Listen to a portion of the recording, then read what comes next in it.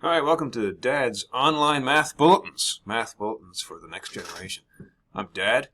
Here's a problem on continuous and differentiable functions. Find values of b and c such that the function below is both continuous and differentiable. What is f of x? If, see if I can zoom in a little bit here. I can't not. If x is less than or equal to 1, then the function is x squared minus 1. If x is greater than 1, then it's minus x squared plus bx plus c. What are b and c? Well, I don't know. Let's just pick two random values. We'll pick b and c equal to 1 and we'll see if it is continuous and differentiable. Scroll down here. Okay, I've plotted x squared minus 1 up until x equals 1. And then for x greater than 1, I've plotted minus x squared plus bx plus c. And that's with b and c equal to 1. Not continuous. Imagine that this is an aerial photo of a road. And you're driving along on this road in California, dooby-dooby-doo, driving along. Here, let me do it over here. I'm driving along on my road. Where's my computer pen? I need it. I need computer pen. Here is computer pen. Voila. All right, driving along on my little California desert road, and I'm happy, listening to my tunes, I'm on my road, and then all of a sudden, there's an earthquake. Oh my God, the road just ends. The tectonic plates and shear and differential stress, the rest of the road's over here. Oh my God, this road is not continuous. Okay. All right, so what do I need for this road to be continuous? Well, I need, right here at x equals 1, this first function is 0. I need this function to also be 0.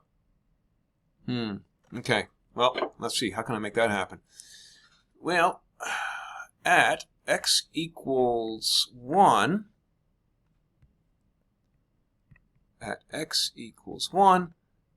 squared minus 1 equals 0, which is what I got right here.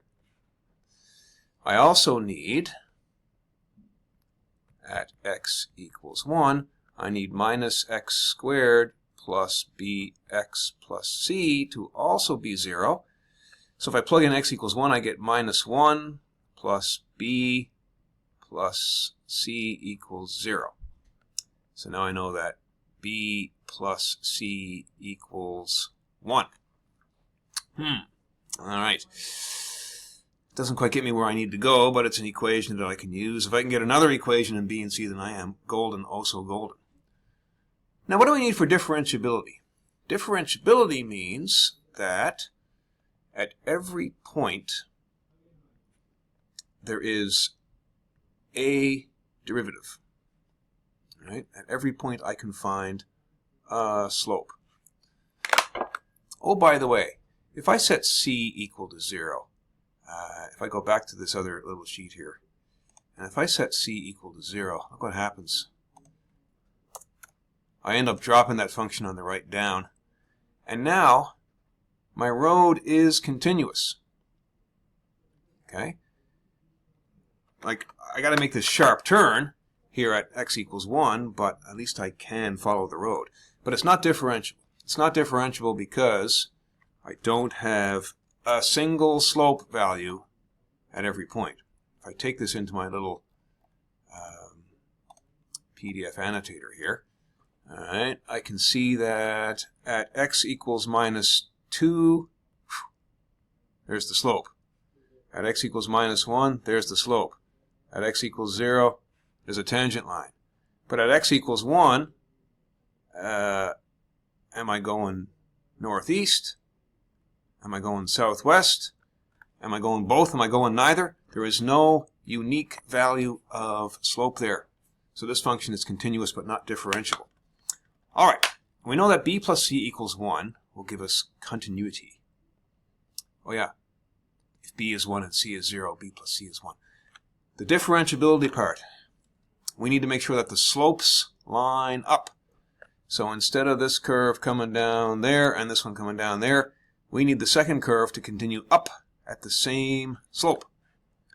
So let's look at the derivatives of these two functions, x squared minus 1.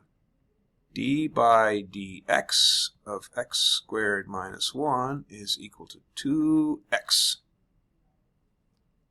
All right? Let's look at this other function. D by dx of minus x squared plus bx plus c is minus 2x plus b. Okay. I need these to be equal at x equals 1. So 2x at x equals 1 is 2. All right, so I just plugged this into there. All right. 2 has got to equal the slope of this other function at x equals 1.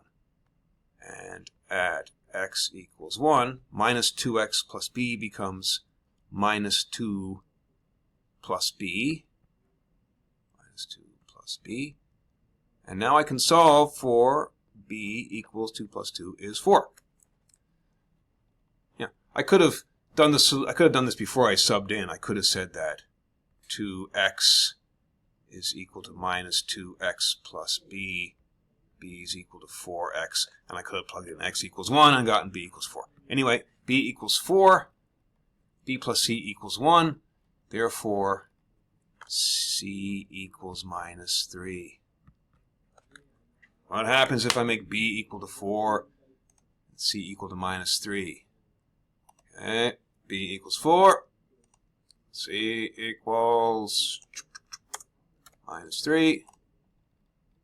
Boom, shaka laka.